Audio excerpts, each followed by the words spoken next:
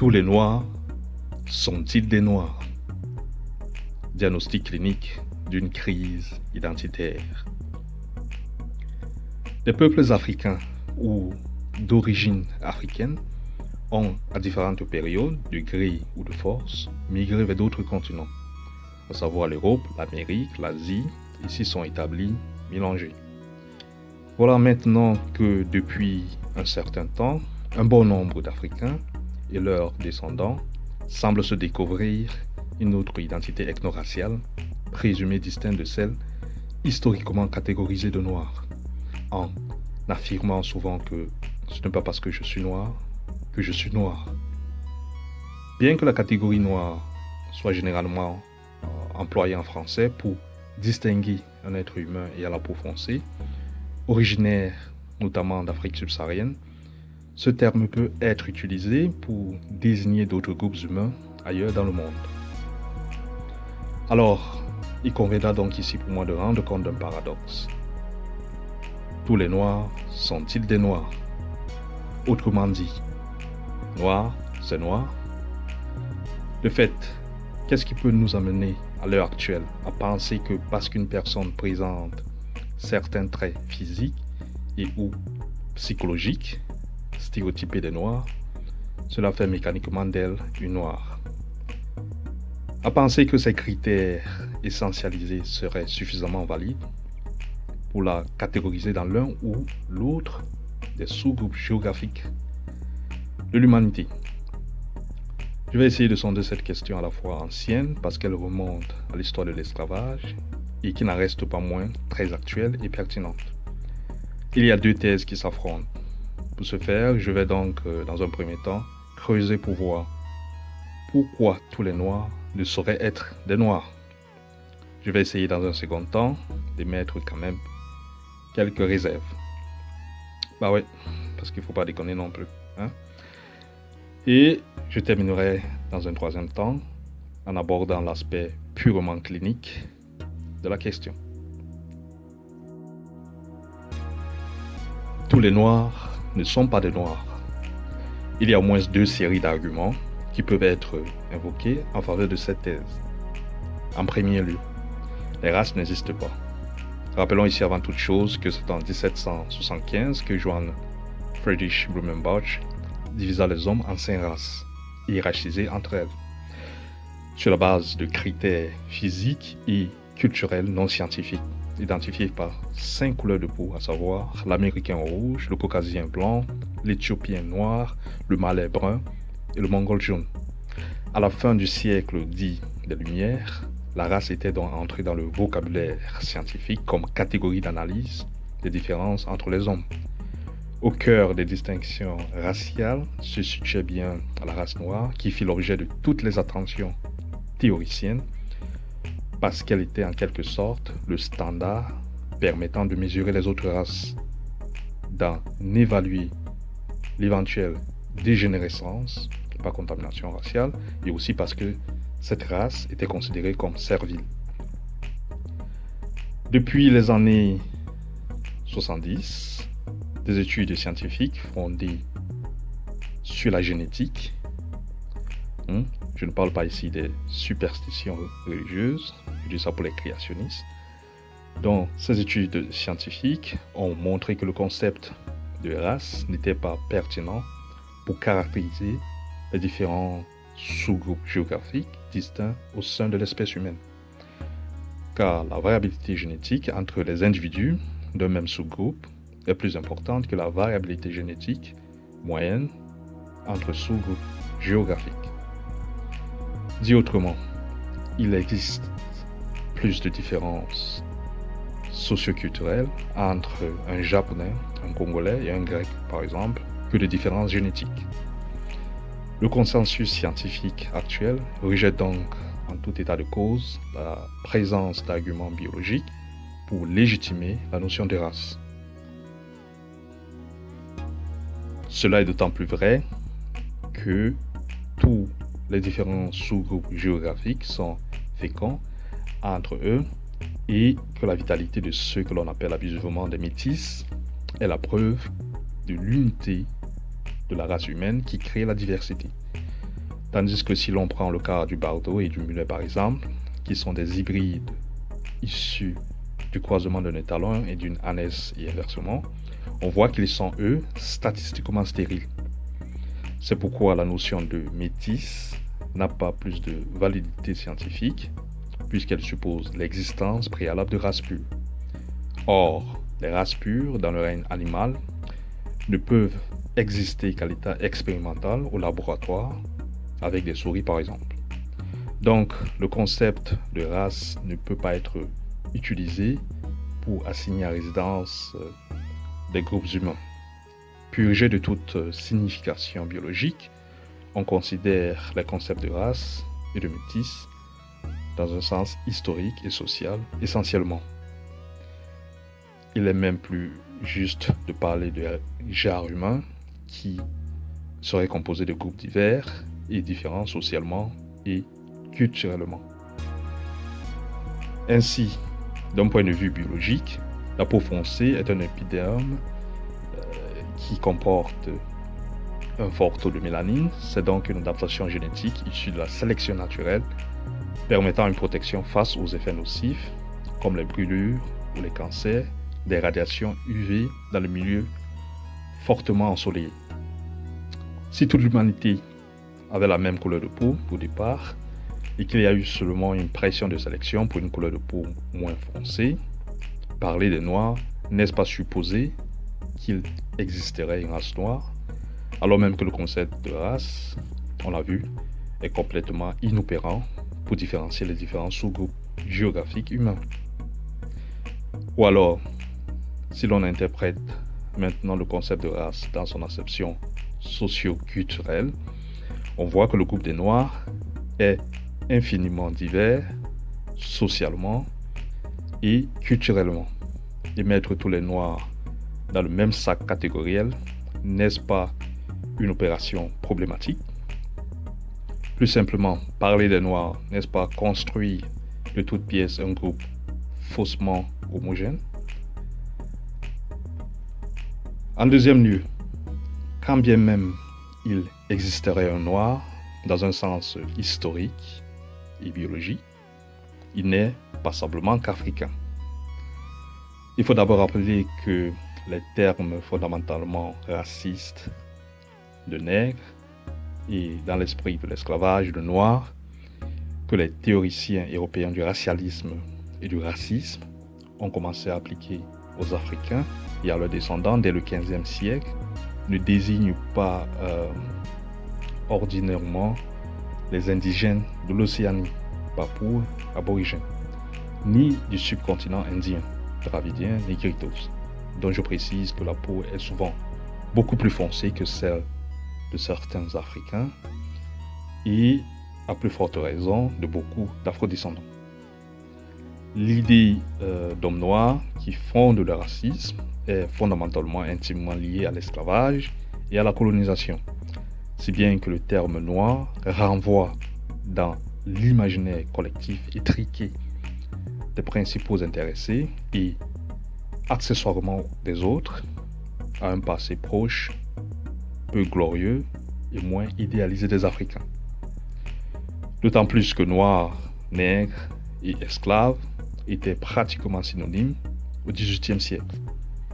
Logiquement, si tous les Noirs ne sont pas des Africains, et encore moins directement liés génétiquement, généalogiquement et spirituellement à l'Afrique, alors tous les Noirs ne sauraient être des Noirs. En d'autres termes, si l'histoire de tous les Noirs n'est pas en partie rattachée à l'Afrique, et encore moins au passé récent lié à l'esclavage et à la colonisation, alors tous les Noirs ne sauraient être des Noirs. Donc, possiblement des Blancs, mais aussi des Rouges, des Bruns ou des Jaunes à la peau sombre. Dans ce cas de figure, peut-on à ce niveau écarter les Papous, les Aborigènes, les Dravidiens et les Négritos de la liste des Noirs? C'est bien difficile à dire, mais la vraie question à ce point est la suivante. Est-on noir parce qu'on le décide ou le devient selon son sentiment d'appartenance africain ou noir, ses expériences sociales du racisme et de discrimination et, de façon globale, sa lecture de l'histoire, ou parce qu'on accepte fatalement d'être défini et désigné comme tel. On peut bien aussi décider de ne pas se définir et se percevoir comme tel. D'ailleurs, beaucoup parmi lesquels figurent certains qui préfèrent se désigner comme Kamit estiment qu'en effet, il n'y a pas de noir, car nul ne saurait désigner un être humain par sa couleur de peau, sans être raciste, et qu'il va mieux parler d'Africains, d'Afro-descendants ou encore de Kamit. Certes, l'apparent paradoxe, c'est que Kamit signifie charbonné, brûlé, en ancien égyptien. Si l'on traduit littéralement ce terme égyptien, on peut parler de noir, ce qui est sémantiquement équivalent et cohérent. Le même raisonnement peut être fait en déconstruisant aussi le terme générique d'Africain. Maintenant, si on estime que les termes africain et Kamit sont plus valorisants et sans connotation raciste que le terme noir, on peut aussi objecter qu'on peut dire noir et ne pas être raciste, et être raciste et ne pas dire noir. Mais en ayant recours à des termes volontairement dénaturés, rendus hideux et insultants, marquant l'origine géographique comme les mots immigrés, migrants, étrangers, aussi l'utilisation de surnoms dérisoires comme Bamboula ou encore africain qui, semble-t-il, est aujourd'hui cause de division et de tension. Je m'explique. Bien des Antillais d'ascendance africaine trouvent en l'appellation d'Africain une tentative d'homogénéisation identitaire, d'uniformisation des Africains et des Antillais en un groupe référant entre autres à la couleur de peau, d'une part, et un obstacle de taille dans leur lutte pour l'acquisition de la pleine citoyenneté européenne, française, coloniale, d'autre part. Mais si on dit les Antillais au même titre que les Africains ou les Noirs, on donne l'impression qu'il n'y a pas de différence au sein des Antillais d'ascendance africaine. Ce qui est faux et problématique, car il existe dans les sociétés des Caraïbes toute une terminologie, 27 en somme, avec des variantes selon les îles qui permet de distinguer et de hiérarchiser les individus en fonction de leur phénotype et plus particulièrement en fonction de leur couleur de peau. Ainsi, on trouve du plus foncé au moins foncé, entre autres les mots nègre, cap, mulâtre, mestif, octavon, carderon, mamelouk, chabin, etc. Tout un tas de noms qui faisaient d'ailleurs l'objet d'une taxonomie précise pendant l'esclavage et dans la continuité coloniale. Il va de soi que si l'on se base uniquement sur la pigmentation de la peau, la catégorie noire n'a sans nul doute de définition formelle et objective. De cette façon, elle ne saurait donc à elle seule suffire à rendre compte de toutes ces variétés de couleurs. Par conséquent, la question est donc de savoir quelle catégorie sociale et non biologisante utiliser et pourquoi faire, sans toutefois tomber dans l'essentialisation de ce qu'est être noir. Mais revenons à la catégorie noire qui nous occupe et considérons maintenant le cas d'une partie de la population afrodescendante s'identifiant comme africaine ou noire, ayant également des ascendances ethno-raciales multiples, européennes, amérindiennes, asiatiques et ou orientales. Néanmoins, on peut s'attendre à ce que cette population en question ait une certaine proximité physique et ou psychologique avec la ou les autres parties de son héritage génétique. Plus clairement, elle ne saurait être strictement noire. Elle est à la fois noire et accessoirement autre. En effet, on ne voit pas pourquoi elle serait, entre guillemets, incomplète au point d'être uniquement africaine, uniquement noire. Dès lors, il est tout à fait légitime que celle-ci puisse librement choisir son identité à son gré, parmi les possibilités qui s'offrent à elle, selon son ressenti d'appartenance, d'intégration et ses expériences sociales. Minimiser une partie de leur ascendance, c'est faire du populisme identitaire. D'autres, par contre, ne se sont pas posé la question des ascendances ethno-raciales multiples pour pouvoir choisir leur identité. C'est ainsi que l'on peut s'étonner que des personnes d'apparence noire puissent, selon certains, agir avec les caractéristiques stéréotypées des autres sous-groupes et l'assumer. Tel est le cas par exemple avec le concept bien connu de whiteness aux États-Unis, blanchité, qui concerne entre autres la couleur de peau, les cheveux, la manière de parler, la mode, les goûts musicaux, etc. Si toute généralisation est imbécile et source d'erreur, alors l'on aura tort de considérer a priori toute personne d'apparence noire comme étant strictement et intégralement noire, uniquement sur la base des logiques d'identification mélanique arbitraires. Mais une telle fixation mélanique n'achèverait-elle pas les principaux intéressés vers une aliénation mélanique? En tout cas, le succès de nombreux produits blanchissants et défrisants, très nocifs, et le recours parfois même à la chirurgie dans une frénésie de gommage, d'effacement radical de tout ce qui pourrait ramener à une apparence noire, démontre à suffisance qu'il y a une sérieuse crise identitaire qui traverse les principaux intéressés. Passons à présent au deuxième aspect, à savoir, tous les noirs sont en fait des noirs. Plus précisément, tous les noirs directement liés génétiquement, généalogiquement et spirituellement à l'Afrique et leurs descendants sont des noirs. À ce propos, il y a également au moins deux séries d'arguments qui peuvent être invoqués. Premièrement, il y a la réalité des statistiques ethno-raciales comme marqueur identitaire. L'usage des statistiques ethno-raciales comme une information de nature sociologique dans la plupart des pays européens comme le Royaume-Uni et des pays d'Amérique comme le Brésil, les États-Unis et le Canada repose sur l'idée qu'elles sont essentielles pour la santé publique et nécessaires pour répondre aux besoins d'identification dans un cadre criminologique par exemple et pour lutter contre les inégalités et les discriminations ethno-raciales. Mais il semble que la conception sociologique des statistiques ethno-raciales ne fasse pas la part belle à la sociologie. Les considérations génétiques et biologisantes y sont omniprésentes.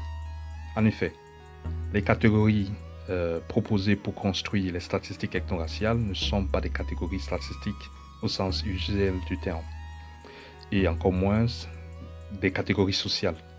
La catégorie sociale exprime une relation avec un système social et économique, quelque chose dont on peut sortir et entrer. La catégorie ethno-raciale est au contraire une catégorie immanente propre à l'individu dont il ne sort pas. Or, dans la politique de lutte contre les inégalités et les discriminations, pour intégrer les gens, on les classe dans les communautés de couleur de peau, blanc et noir par exemple. Dans le domaine de la santé, les institutions médico-scientifiques montrent comment les disparités en matière de santé existent entre les individus différemment en fonction de leur couleur de peau. Dans le cadre criminologique, comment décrire un criminel et encore moins un suspect ou une personne disparue sans considérer sa couleur de peau ou sans considérer que les races existent, du moins dans les imaginaires. Pourquoi, malgré tout, les statistiques carcérales sont-elles colorées? Si l'on s'en tient à ce que les statistiques ethno-raciales sont des catégories strictement sociales, c'est-à-dire des données de nature uniquement sociologique, se pose alors la question de savoir quels critères socio-économiques permettent finalement de classer malgré tout les gens en catégories sociales de couleur. Autrement dit, quels critères socio-économiques individuels faut-il avoir pour sortir et entrer dans l'une ou l'autre des catégories sociales de blancs et de noirs, par exemple. Il est vrai que la couleur de peau n'est pas un fait social et généralement pas négociable, et il est rare qu'une personne puisse choisir librement de passer pour noire ou blanche, le cas échéant. De plus, le racisme, les inégalités et les discriminations ethno-raciales sont d'abord fondées sur l'apparence physique, génétiquement rattachée à la pigmentation de la peau, et seulement ensuite socialement rattachée à une origine plus ou moins imaginaire. Suggérer que les statistiques ethno-raciales dans le cadre criminologique, médico-scientifique ou de lutte contre les inégalités et les discriminations ne seraient qu'une information de nature sociologique sans des implications biologiques est un argument fallacieux qui, par ailleurs, n'exclut pas la réification du concept de race en le biologisant. Les statistiques ethno-raciales contribuent donc inévitablement à faire exister socialement, mais aussi biologiquement, les catégories de population en leur consacrant effectivement une réalité. Maintenant, bien que certains Africains et Afro-descendants semblent se découvrir une autre identité ethno-raciale, présumée distincte de celle historiquement catégorisée de noirs, en affirmant souvent de façon paradoxale que ce n'est pas parce que je suis noir que je suis noir, il faut reconnaître que la catégorisation ethno-raciale reste imposée par les formes de label de l'ethno-racial qui sont généralement très simplistes et ne reflètent pas la diversité ressentie par chacun. Quand bien même elle le serait, elle renverrait à une multiplication des étiquettes qui ne correspondraient pas à un groupage simpliste. L'exemple le plus significatif nous est fourni par ce qui est qualifié de métissage. Alors par exemple, le recensement américain et surtout brésilien permet de cocher plusieurs cases en introduisant une catégorie qui est métisse. Et qu'est-ce que métisse? Puisqu'il s'agira une fois de plus de les classer en catégories. On aura donc autant de catégories de métis que de combinaisons ethno-raciales possibles. On imagine bien la complexité des labels à introduire à court, moyen et à long terme dans ce processus de métissage pour définir des catégories ethno-raciales multiples qui, dans un souci de reconnaissance raciale, ne minimiseraient aucune ascendance. Il paraît donc difficile, voire impossible, de construire de telles catégories. Ce qui explique qu'en réalité, on demande tout simplement aux individus de choisir ce qu'ils sont en leur proposant un ensemble de catégories qui est généralement blanc, noir, arabe, asiatique, indien, hispanique ou juif. Mais blanc et noir sont des couleurs. Si on utilise blanc et noir comme adjectif, dans ce cas, je ne connais pas de couleur arabe, asiatique, indienne, hispanique ou juive. Encore que juif renseigne plutôt sur une pratique religieuse, ce qui impliquerait logiquement aussi des catégories catholiques, musulmans, païens, animistes, etc.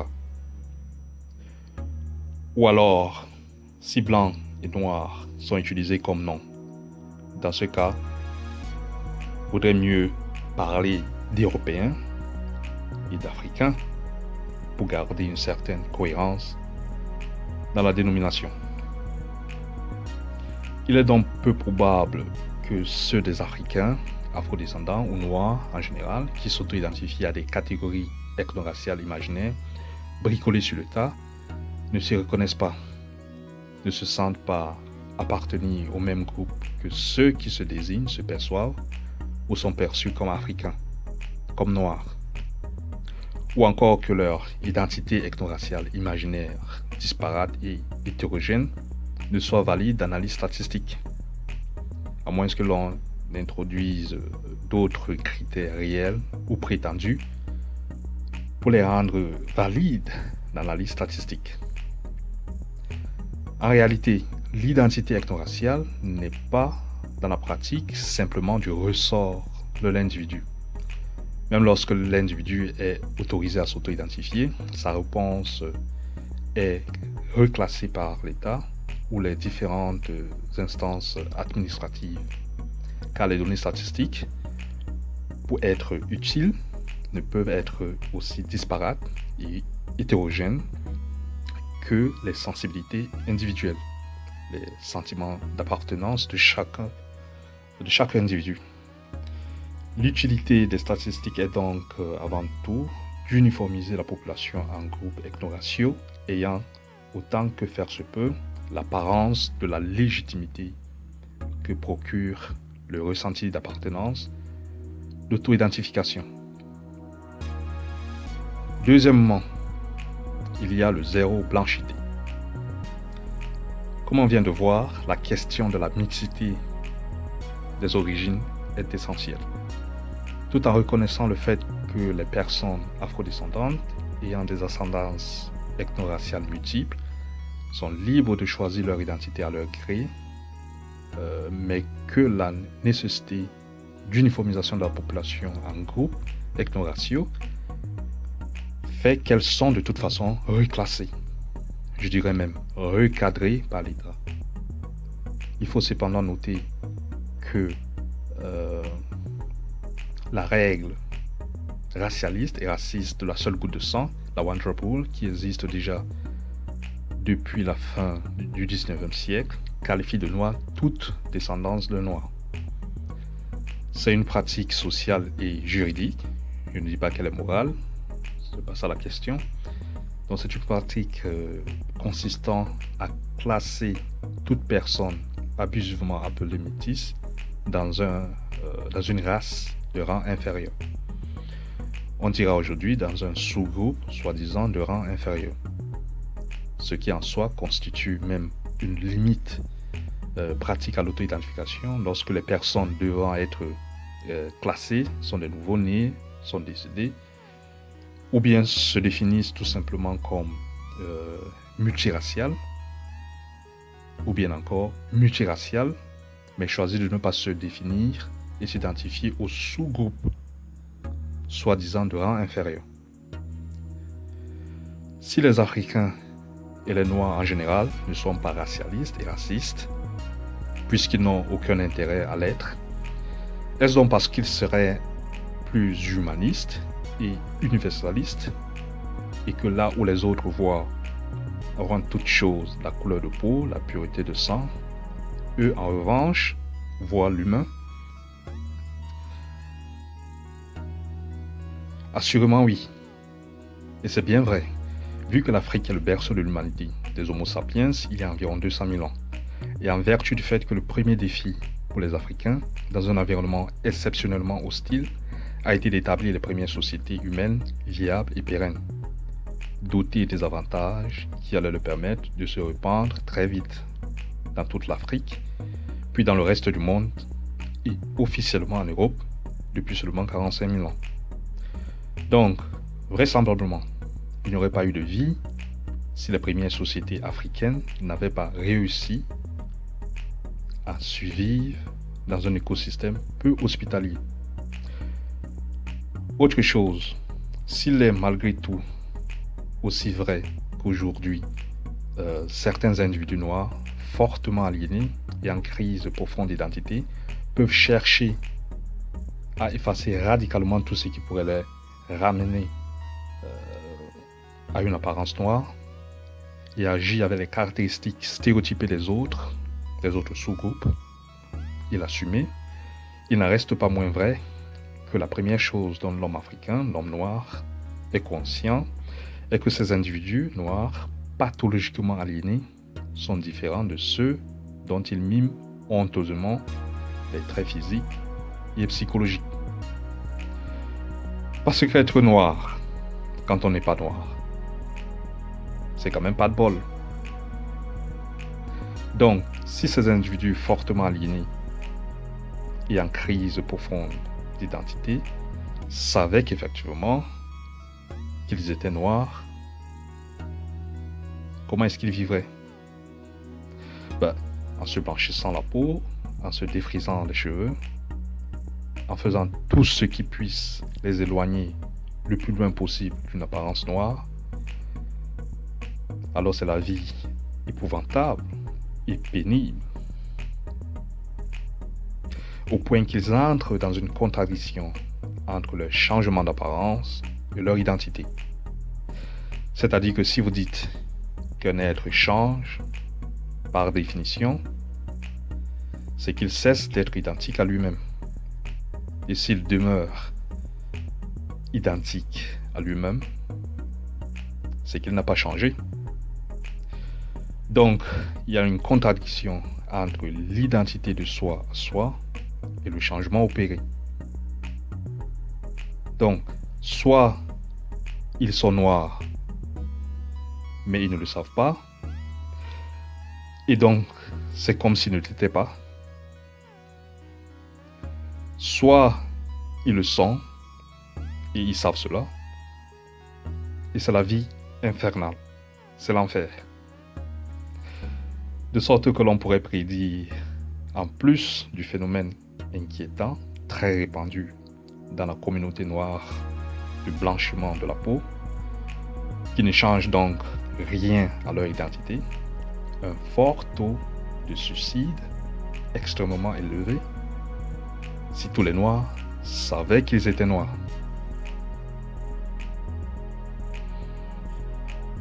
Je n'ai pas la prétention d'épuiser la question. Tout compte fait, il y a plusieurs conclusions à tirer de ces réflexions. Tout d'abord à la question « Qui est noir aujourd'hui ?» On répondra dans ceci. Un noir est une personne ayant des origines venant d'Afrique subsaharienne. Cela inclut les personnes qui se disent noires, afro-américaines, afro-européennes, afro-asiatiques, afro-orientales.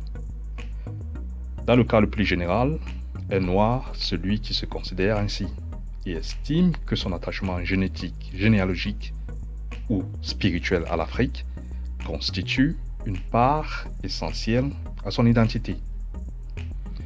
La couleur de peau n'étant généralement pas négociable et que la première chose dont l'homme noir est conscient est que ceux des leurs qui se considèrent comme blancs, jaunes ou s'inventent d'autres catégories imaginaires prétendues sont bien différents de ceux et de ce qu'ils prétendent être. La deuxième chose dont l'homme noir est conscient est que le sous-groupe des noirs est un et multiple. Il a toute la diversité en lui, tout comme l'Afrique aussi est diverse, multiple et variée, riche et foisonnante. Cheikh Anta Diop a montré qu'il y a de l'unité culturelle parce qu'il y a des peuples qui ont vécu longtemps au sein de grands ensembles. En dépit de la diversité, en dépit de la multiplicité, il y a une unité. La grande différence avec les Blancs, par exemple, est qu'être blanc n'est pas une préoccupation majeure, mais une évidence à laquelle on ne pense pas, puisque celle-ci est pensée comme universelle. Ce qui fait que les Blancs, en général, ont beaucoup moins de gêne à parler des Noirs qu'à parler des Blancs. Ensuite, à la question « Quel diagnostic clinique faut-il faire ?» Comme j'ai essayé clairement de l'illustrer tout au long de mon exposé, il y a bien caché dans les replis de bon nombre parmi les Noirs des souffrances secrètes qui affectent leur identité, des souffrances secrètes qui sont à chercher du côté des rapports historiques entre l'Afrique et l'Occident, qui a vu les autres à travers un prisme déformant du mépris biologique et culturel. La couleur de peau est si négativement chargée qu'ils en ont honte et la rejettent. Pour eux, elle signifie esclavage, dans lequel le noir n'est pas un humain, mais un homme marchandise. Elle signifie colonisation, avec l'installation d'un rapport de domination basé sur la hiérarchie des races qui marque la supériorité d'un groupe sur un autre, et une destruction des structures et des imaginaires locaux, ainsi qu'une construction de l'idée que le savoir, le pouvoir, la beauté, la puissance et le commandement sont l'apanage du blanc. L'exégèse biblique avec, entre autres, l'image d'un diable qui est noir, une vision qui pèse sur l'imaginaire des Africains et des Afro-descendants. Elle signifie guerre, pauvreté et misère avec ses lots de migration dans lesquels les Noirs plus visibles sont victimes. Tout ça a pour conséquence une dépersonnalisation morale et culturelle aiguë chez beaucoup de Noirs, ce qui induit en eux une haine de soi renforcée par le regard des autres, dans lequel ils voient toujours du mépris, de la condescendance. Du point de vue psychologique, l'impact de l'esclavage et la colonisation sur certains Noirs est un héritage émotionnel très lourd, ce qui fait qu'ils ont un rapport flou avec l'origine africaine. Et lorsque celle-ci se précise, elle renvoie aux souffrances qui affectent donc négativement leur identité et, par voie de conséquence, compliquent toute construction identitaire. Pour pallier à ce problème, il génère donc des stratégies identitaires pour trouver un certain équilibre intérieur. Mais tant que les Africains, les Noirs en général, ne se réuniront pas pour imposer l'entrée de l'Afrique comme puissance mondiale, beaucoup de Noirs, faibles d'esprit, ou pas, continueront à souffrir davantage, secrètement, et à adopter des comportements pathologiques d'évitement qui les amènent à dire ce n'est pas parce que je suis noir que je suis noir. C'est la condition pour que les Africains, le noir, soient respectés et ne soient plus en Afrique et partout ailleurs dans le monde au plancher de l'humanité considéré. Il s'agit d'un combat de civilisation. Puis à la question, quels sont les échappatoires possibles? La première est de s'accepter et de s'aimer. Et cela est valable pour des éléments que l'on essentialise chez l'autre sous-groupe. Cela permet d'éviter l'autoracisme qui conduit à s'éclaircir la peau, à se lisser les cheveux, etc.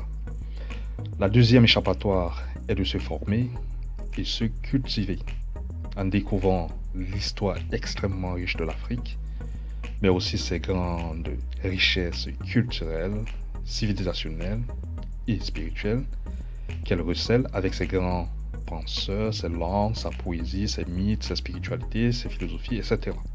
La troisième échappatoire est de rectifier le regard que l'on a de soi dans le miroir, de porter un regard sur le réel hors des injonctions civilisationnelles des autres, d'avoir tout simplement le souci de soi, notamment en s'organisant comme contre-pouvoir et en imposant son identité dans l'espace public, économique et politique et en se constituant en force de pression. Enfin, la quatrième échappatoire est d'avoir le souci des autres, de participer à leur éducation, de participer à la décolonisation des esprits. Comment? Par exemple, en militant pour que les histoires de la colonisation et de l'esclavage soient enseignées avec pour but d'informer. Pour finir, je dirais ceci, que les races n'aient pas d'existence biologique et qu'il faille promouvoir l'unicité du genre humain est une position morale qui n'empêche pas de penser l'histoire des discriminations précisément fondée sur elle. Le rejet de la catégorie de race n'a pas éradiqué le racisme et les souffrances qu'il inflige aux individus, notamment du sous-groupe des Noirs. Il est indéniable que les communautés noires vont devenir avec le temps de plus en plus hétérogènes, économiquement, socialement, culturellement, par le processus de métissage qui entraînera la perte de la diversité socio-culturelle par une uniformisation de la culture noire sur des standards blancs, par essence aliénants. L'idéal de conserver une unité noire, une identité noire commune, et l'importance de construire une mémoire commune sera un défi qui requerra l'invention de nouveaux moyens d'action. Mais est-ce que l'idée même d'une identité et d'une mémoire noire n'est pas une conception afrocentrique romantique?